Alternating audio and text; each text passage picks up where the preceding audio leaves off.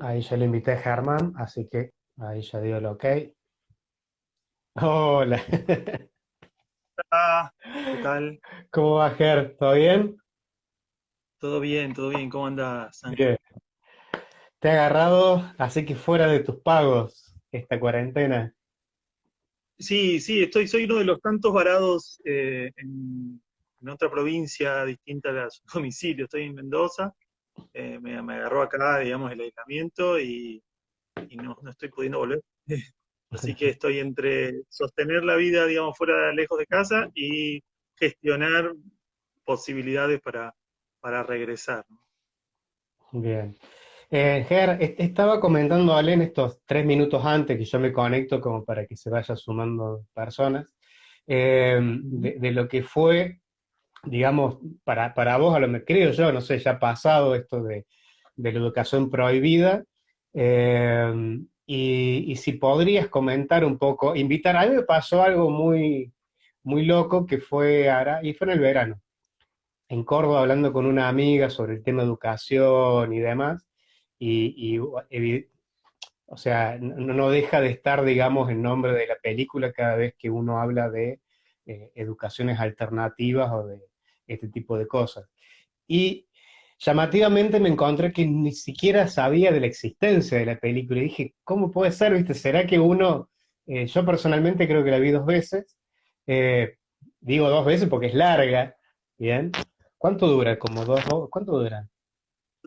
2 horas y media. Dos Sí, horas. en el mundo del espectáculo dicen el público se renueva, ¿viste? Sí, sí. Entonces nacen nuevos Así, niños, ¿no? Hay nuevos padres, hay nuevos maestros, así que Así que bueno, le compartí el link para que la viera. Eh, Comentame un poco tu trayecto, por qué quisiste hacer esa película y después que me quisiera que me digas un poco qué estás haciendo ahora y qué pasó entre la película y el Germán que está hoy en Mendoza. Porque pasaron un montón de cosas en el medio, ¿no? Y de proyectos, cuando digo cosas, proyectos. Además de que fuiste padre y bueno, y un claro, montón de cosas, digamos, sí. ya en el ámbito Y, personal, pero a nivel bueno, profesional. sí, no entra mucho el tiempo, ¿no? Porque Instagram tiene 1 hora nomás Sí, de ahora. límite. Pero te cuento, ¿qué me llevó a hacer en primer lugar la película? Yo desde muy pequeño me interesaba el tema de la educación, era crítico con la escuela a la que asistía, entonces tenía una mirada de ese tipo. Yo también viví en lo que es el 2001, la crisis del 2001, tenía 14, 15 años, entonces para mí fue como un momento así como fundante, y en ese momento empecé a tener algunas experiencias de educación alternativa, con los amigos, asistiéndonos, aprendiendo entre pares, haciendo algunas cosas que me llevaron a hacer críticas fuertes como a la escuela, ¿no? Ujú. Entonces, gran parte de las iniciativas, proyectos, espacios de aprendizaje que yo tuve en la escuela secundaria, fueron fuera de la escuela. Eh, pero en ese momento todavía no lo entendía, ¿no? Entonces siempre me interesó muchísimo. Que cuando estudié producción audiovisual y quise pensar en un primer trabajo audiovisual de investigación documental, apareció el tema este como que lo llevaba conmigo, ¿no? Y de ahí me lancé a buscar experiencias, a conocer, y la verdad es que el tema me apasionó tanto, a tal punto que después de hacer la educación prohibida, me dediqué enteramente al mundo de la pedagogía, de la educación y la educación alternativa particularmente, y dejé un poco hice un poco a un lado lo que es el cine, ¿no? El cine Ujú. independiente. Fue una película, a mí personalmente me sorprendió mucho cuando la vi por la calidad del trabajo, del proyecto, cómo lo llevaste adelante con esta recaudación de fondos. Creo que fue una de los grandes proyectos que ha habido de recaudación de fondos con este método, ¿no? Sí, Eh, de hecho fue el primero, Ángeles, en Argentina. Habían unos intentos, pero el primero que funcionó y que tuvo éxito y que después la claro, película la vio gente, digamos, que claro. es otra cosa como para destacar, ¿no? Hay películas que incluso tuvieron un gran éxito de recaudación en otras partes del mundo, pero no necesariamente después tienen éxito como películas, tal cual, o Ujú. como documental. En nuestro caso, medio como que fueron ambas cosas. Tuvimos un éxito muy grande con la campaña de financiamiento colectivo, que fueron más de 700 personas que aportaron económicamente, y después también un éxito que pasó desapercibido, digamos, pero lo cierto es que fue una cosa increíble con que lo que estabas comentando vos, con las proyecciones independientes. El estreno se dio Ujú, fuera de los circuitos comerciales de manera completamente independiente, autogestiva, gratuita, en la mayoría de los casos, en ujú, algunos casos era la gorra, y se realizaron 150 proyecciones el primer día. Fue una locura, digamos, para lo que es el cine independiente, ¿no?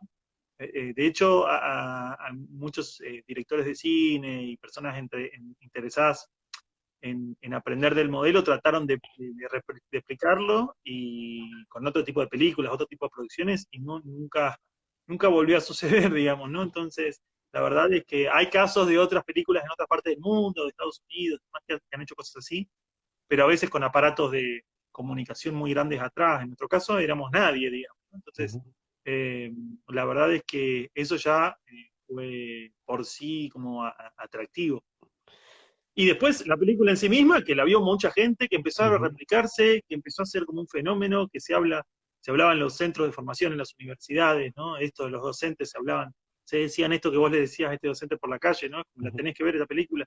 Y eso sigue pasando hasta el día de hoy. Es decir, hay gente que al día de hoy se encuentra con la película, ve que ya es vieja, digamos, ujú. que tiene 8 años, pero no deja de estar vigente. Sí, sí. Te cuento un poco acá lo que hicimos a nivel local. Nos juntamos un grupo de amigos y, bueno, lo hicimos en el auditorio de la Universidad Nacional. En ese momento yo todavía sigo teniendo una pantalla de 200 pulgadas y un proyector y un equipo de sonido, así que bueno, montamos todo eso. Y lo hicimos a la gorra. Bien, o sea, contribución voluntaria porque tuvimos un par de gastos, no me acuerdo, creo que nos cobraba el salón la limpieza, más flyer que hicimos hacer, bueno. Si no, la propuesta era, bueno, cada uno iba a poner un poquito y solventarlo, digamos, ¿no? La sala se llenó, no sé, creo que tiene capacidad para 200 y pico de personas, se llenó, creo que hubo gente parada. Sí, Se fue, y al finalizar la gente venía y me emociono cuando te cuento esto, y me agradecía a mí, o sea, y esto te lo quiero contar porque en realidad nunca tuvimos la oportunidad, nunca tuve la oportunidad de decírtelo, pero me agradecía a mí como si yo fueras vos, digamos, ¿no? Yo decía, pero yo no hice nada, o sea, no hicimos nada, o sea, hicimos la montada, ¿no? Pero qué buena esta película, y que esto, que lo otro, y me abrazaba la gente, y bueno, creo que es la oportunidad de transmitírtelo esta, ¿no? De que hubo muchísima gratitud de la gente y en mi persona, digamos, te pusieron a vos. Éramos un grupo de personas, pero bueno, será que porque yo agarré el micrófono, hice un poco la presentación y demás, que me referenciaron a mí, pero éramos un grupo, no sé si éramos 10, 12, 15 personas, que llevamos un poco adelante este movimiento y bueno, como el más cara dura era yo, digamos, fue el que tomé el micrófono. Pero la gente muy emocionada, y esa contribución que dejaron, bueno, realmente nos sirvió para solventar esos costos. No sé si sobró algo, la verdad que ya hace tanto que no. Pero bueno, realmente fue muy importante. Y a mí me sorprendió, más allá de que había visto ya los trailers que iba subiendo, eh, esta composición entre documental, ficción y animación. Me pareció sumamente rica desde ese lugar, cómo lograste unir esos tres hilos conductuales de la historia en un relato de actualidad y de algo que sucedía. O sea, no era una ficción de una película de ciencia ficción, sino cómo uniste la historia de la educación en esos tres relatos. Me pareció a mí increíble, me pareció increíble. ¿Y cómo bueno, llegaste gracias. a eso? O sea, ¿cómo llegaste a esa idea de unir esas tres cosas, ¿no? Bueno, la verdad es que yo de hecho recién te escuchaba y escuchaba lo del el fenómeno y me acordaba también de otros relatos, porque el que vos me contás no es aislado, quiero decir. En general, en casi todas partes donde se estrenó sucedió eso, la gente agradecía a los organizadores como si hubiesen hecho la película. Ujú, Había una cosa así como comunal muy grande y nosotros totalmente aceptando eso y que nos encantaba incluso que suceda. Eh, Cientos de personas, a veces fuera, cola, digamos, gente que quedaba fuera de los teatros. La verdad es ujú. que fue una cosa increíble que de hecho hoy si la tuviese que reproducir no sabría por dónde empezar. Claro, sí, sí. Eh, eh, la verdad es que fue una experiencia, digamos, que también a nosotros nos sobrepasó, digamos, nunca esperamos esas repercusiones. Y también medio como que decidimos posterior a eso ser cautos y no subirnos a esa, ¿viste? Como no, no creer que eso significaba algo más que la necesidad de la opinión pública, de la gente, de encontrarse con ese mensaje, digamos, ¿no? Ujú. Es decir, nosotros como hicimos como de nexo, más que nada, ¿no? Entonces, eh, porque la verdad es que los que están haciendo educación alternativa, transformadora, los que estaban teniendo miradas revolucionarias, eran todas las personas que nosotros entrevistamos y todas esas otras que están ahí laburando y sosteniendo, entre las cuales muchos organizaron encuentros, talleres, charlas, ¿no? Así que tratamos de como de mover la energía o lo que se generó a las escuelas, a los movimientos, tratar de impulsar movimientos de educación alternativa y bueno. Y de ahí para acá, como hubo un largo camino de fortalecer una red de educación alternativa, un mapeo global, más concentrado en Latinoamérica, pero global, de educación alternativa en diferentes partes del mundo. Un Eso registro fue de el proyecto, experiencias. eso fue el proyecto Revo. Así es, eso fue el proyecto Revo en el que yo estuve, el que fundamos con el equipo que hicimos la educación prohibida. Yo estuve participando en Revo y sosteniendo como el equipo de coordinación hasta hace un par de años, que ya como consideré que se había cerrado el ciclo, digamos, habíamos logrado eso, que era bueno, para tal vez a modo de síntesis, desde ese momento hasta hoy las cosas como han cambiado. Hoy en cada país de Latinoamérica hay una red de educación alternativa Ujú. interna, autogestiva, digamos. En Argentina se consolida en lo que es el encuentro plural de escuelas posibles, que se hace todos los años, que de hecho este año debería ser, si todo sale bien, debería ser el 10º en la provincia de San Luis. Se hacen encuentros en Chile, en Uruguay, en Perú, en Ecuador, en Colombia, en Brasil, que se empezaron a hacer después de la película, no a raíz de la película, pero nos sumamos nosotros y ayudamos a que eso se multiplique. Eh, en otras partes del mundo también, y también enlaces con encuentros y con organizaciones y redes en diferentes partes del mundo.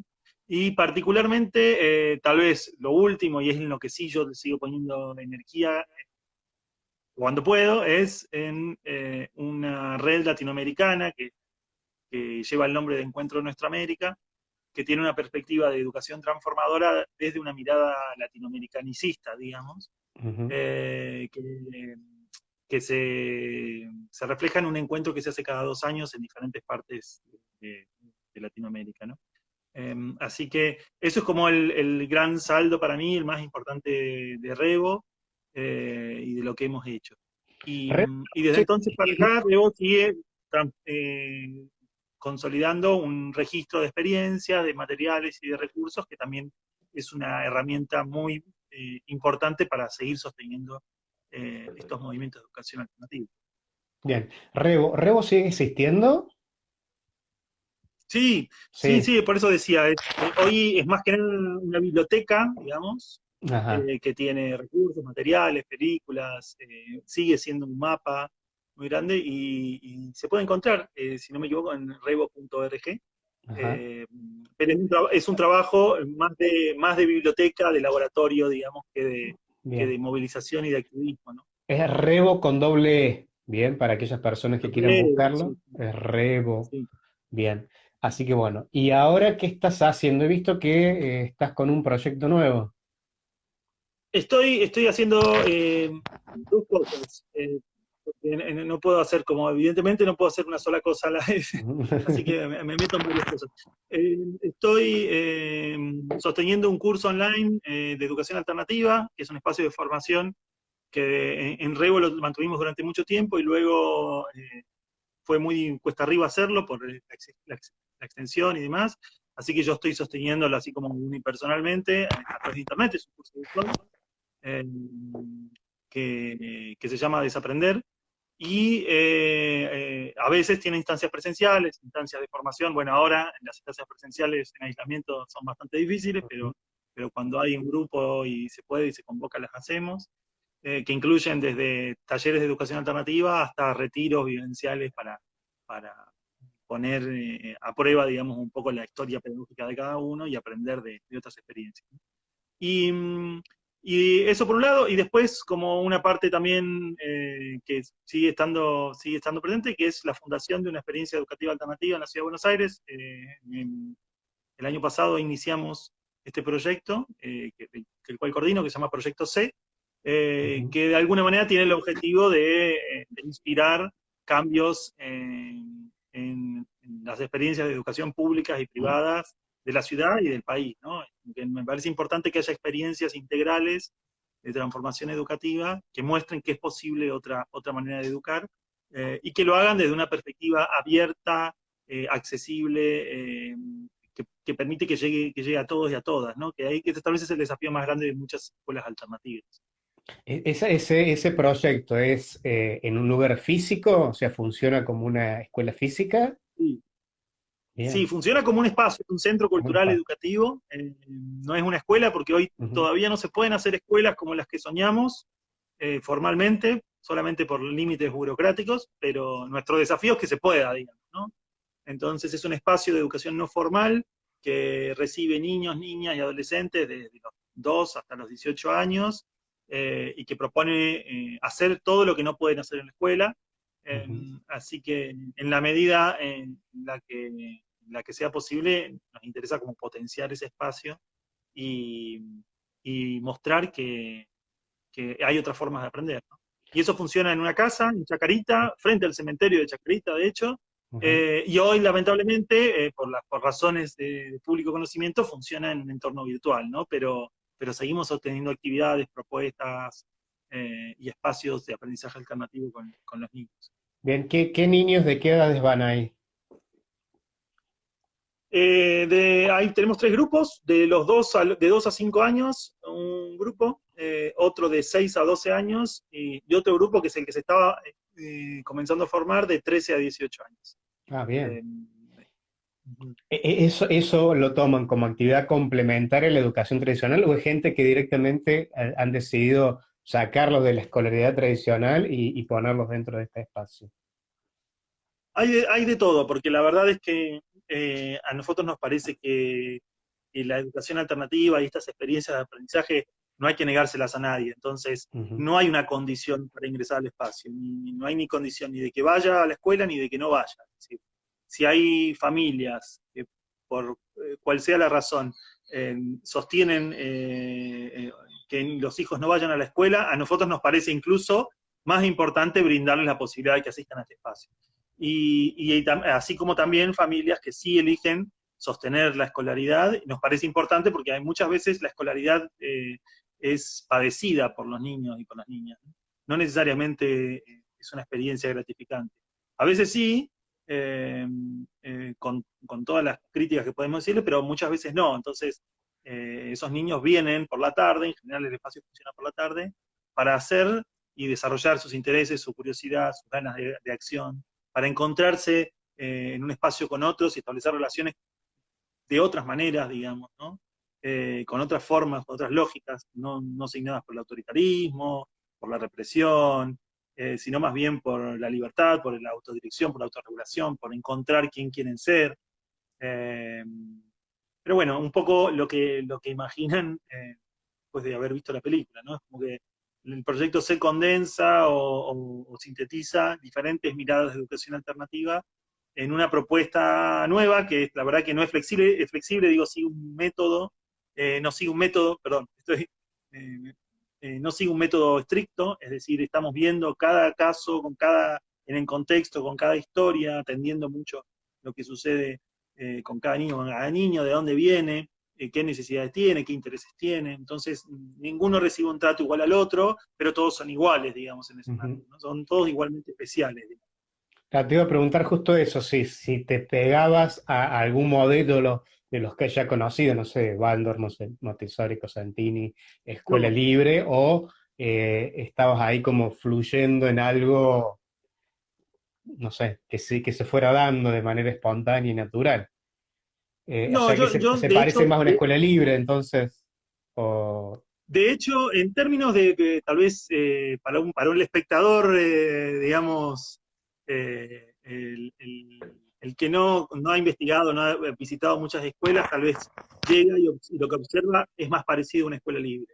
Pero lo Ujú. cierto es que no tomamos ni absorbemos los dogmas o las miradas o las reglas estructuradas de las escuelas libres o de cualquier tipo sea, ¿no? Hay diferentes tipos de escuelas. Más que nada porque para mí, un poco es lo que hago en mi curso, o sea, abordar esta mirada integral, es transmitir la idea de que todas estas corrientes pedagógicas tienen una verdad, han encontrado un elemento real, porque están basadas en observaciones reales de niños, en contextos, en espacios, y han desarrollado y potenciado algunas de estas virtudes, digamos, de la educación. Y el error es pensar que ya la encontraron y ya resolvieron y que ahí está todo, toda Ujú. la solución. Entonces, para nosotros todas tienen verdades parciales y nos interesa estar atentos a escuchar qué es lo que tienen para decir. Entonces, cuando aparecen problemáticas, nos preguntamos, ¿cómo lo resolvería tal experiencia? ¿Cómo lo resolvería tal método? ¿Desde dónde lo leería tal autor? Y ahí es donde también integramos no solo alternativas, sino también autores, referencias o conocimientos de las escuelas convencionales, que también son importantes, ¿no? Entonces, no nos ponemos como talibanes o dogmáticos a decir, Ujú. no, acá nadie enseña nada. Si hay un niño que viene con una necesidad de aprendizaje y realmente quiere establecer una relación de maestro y de aprendiz, no nos parece que haya que negársela, digamos, ¿no? Sí estamos atentos a ver, por ejemplo, desde dónde viene esa necesidad, si es que está tapando un dolor, una falta, una herida del pasado. Estamos muy atentos a una visión como psicoterapéutica, digamos, del aprendizaje, que creemos como que esto es donde está la clave, digamos, ¿no? Es como estar observando, estar atentos, estar presentes, saber de dónde vienen esos niños, qué necesidades tienen, qué búsquedas tienen, ¿no? Entonces ahí es donde sí, de alguna manera nos alimentamos de las miradas y las formas de pensar de muchas corrientes pedagógicas. ¿Cuántas personas conforman el equipo de este proyecto? Y bueno, somos entre 10 y 15 personas, porque Ujú. la verdad es que hay un grupo de 4 o 5 personas que trabajan con el grupo de los niños más pequeños, hay otro grupo de 5 que estamos con los niños de 6 a 12 años, otro grupo de 4 que está con los adolescentes, y después hay un equipo de personas que complementan al trabajo, gente que trabaja en relaciones públicas, en desarrollo de fondos, en comunicación. Tenemos 2 cocineros también, porque el Ujú. espacio de ser un centro cultural también tiene un restaurante, entonces tiene una instancia de comunicación con el espacio, con el barrio, digamos. Eh, Así que hay es un equipo muy grande, muy multidisciplinario, de diferentes orígenes, de diferentes miradas y experiencias también, o sea, no hay condición de formación para participar en el espacio. Es decir, de hecho, mientras menos formaciones rígidas tengan y estructuradas, mejor para nosotros, Claro. parece que hay Más más se tierra adaptan, fértil. supongo yo, ¿no? Eh, Sí, no tanto por la adaptación, sino por el deseo y por la búsqueda de aprender Claro. y construir otras formas nuevas, digamos. Nos interesa mucho más que gente que se adapte, gente que venga con la necesidad y con la búsqueda y con el deseo de aprender y de crear pedagogía. La pregunta esta es un poco la pregunta como del millón que todo el mundo que quiere, o al menos la mayoría de los que quieran emprender algo a lo que estás, como lo que estás haciendo vos, es cómo se financia, cómo lo financian. Bueno, no es una respuesta para resolverla en un live de Instagram, pero básicamente la propuesta surge de la misma línea que estábamos conversando recién, digamos, de la integralidad. No creemos que hay una manera o una sola manera de financiar un proyecto de este Ujú. tipo. Creemos que hay que ser creativos, que buscar maneras diversas. Entonces, por ejemplo, recién decíamos, el proyecto tiene un restaurante, digamos, Ujú. que va a producir recursos. El restaurante no va a financiar toda la escuela o todo el proyecto educativo, Ujú. pero sí va a producir recursos. También apelamos a fondos y a donaciones y demás. Entonces, ahí Ujú. tenemos algunas personas que donan regularmente, organizaciones, empresas, personas.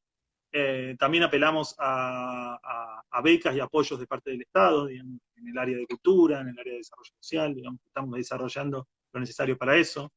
O sea, es decir, tener estrategias Claro, simultáneas, varias. eh, Claro, no depender de una sola fuente de recursos, ¿no? Y también hay una cooperadora de familias que no tiene un mínimo, donde la gente aporta lo que puede, si es que aporta, digamos, y, y eso también nos parece importante, digamos, ¿no? Porque es también una instancia en la que las personas y las familias pueden participar en el espacio. Así como hay una cooperadora escolar en escuelas públicas, digamos, hay una cooperadora en este espacio que suma lo que puede, ¿no?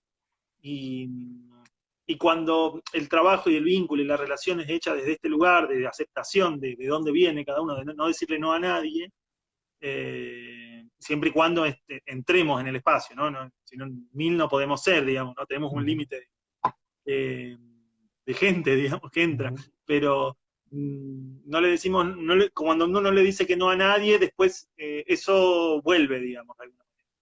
Entonces, hay como ese esquema distinto, digamos, de híbrido de desarrollo de fondos. Que la verdad en este momento está sirviendo, está sosteniendo porque tal vez en un momento de crisis, por ejemplo, las donaciones medio como que desaparecen y bajan. Si nosotros dependeríamos 100% de donaciones, estaríamos en un problema más grave. Tal vez en un mes y medio, si sigue el aislamiento, sí estemos en un problema más grave, pero tal vez nada, lo estamos empujando o pateando un poco más de lo que lo están tal vez haciendo otras experiencias. Claro. Este proyecto que decís antes que estás de talleres, de cosas que haces online, quiero ver si puedo unir los conceptos, digamos. Tiene que ver con que las personas puedan llevar adelante este tipo de proyectos que estás llevando vos en la práctica, o son cosas separadas. Vos decís el contenido, digamos. Claro, El el contenido sí, proyecto, el otro, digamos, el que das cursos y los charlas y cursos, sí, los claro. cursos. Sí, el espacio Si la gente te sigue en esos cursos, ¿les sirve como para después llevar adelante esto que estás llevando vos en lo físico? sí, todo sirve, todo sirve. Más que nada porque por lo menos comprende, yo hasta ahora tengo un curso armado de forma virtual, digamos, hay otros que lo hago presencial que todavía no los tengo en formato virtual, ¿no? Pero en formato virtual tengo un curso que es como el que resume las experiencias educativas alternativas y las miradas y los aspectos, los elementos críticos, que transmite todo el curso, son como unas ocho clases, transmite la importancia de una perspectiva integral. Entonces, un poco lo que yo quiero hacer es, contra lo que muchas amigas y amigas de la educación alternativa tal vez querrían, es desalentar que la gente elija modelos ya predefinidos, sino que construya su propio modelo. Y construir su propio modelo tiene que ver con lo que cada uno quiere hacer, en qué contexto, en qué necesidades, con qué familia, con qué ideología, con qué perspectiva política también, ¿no? Porque eso está involucrado, no lo podemos desasociar de la práctica pedagógica. Entonces, lo que trato de hacer es mostrar el abanico, el espectro amplio de posibilidades y transmitir como las fortalezas y las debilidades de todas esas experiencias para entender que en realidad todas tienen algo que ofrecer y todas tienen cosas que cambiar. Entonces, en general, la gente que atraviesa el curso eh, no sale a buscar una pedagogía o a comprar un modelo pedagógico, sino que sigue formándose y profundiza en la formación, es decir, mi curso no te va a hacer guía Montessori de ninguna manera, pero, o maestro Waldorf, pero estas personas siguen en la formación, pero entendiendo que tienen la libertad de construir su propia pedagogía para su aula, para sus hijos, para la escuela que quieran formar o el espacio donde estén trabajando. Y esa es un poco la idea. Después, claro, después hay cosas que tienen que ver con la gestión de un espacio y demás que no están en el curso, pero el curso más que nada habla de pedagogía y de formas en las que, características y aspectos en los cuales se desarrollan estas experiencias. Pero la verdad es que lo que preguntás no es, o sea, tiene sentido porque cada vez más gente me pregunta elementos que yo aplico o cómo los aplico en Proyecto C para aplicarlos en otras experiencias. Entonces, yo sí me he estado dedicando más a título ya personal a asesorar experiencias educativas alternativas para que caminen hacia una perspectiva integral. Sí, sí, un poco era la pregunta porque acá te hablo desde lo local, desde mi ciudad.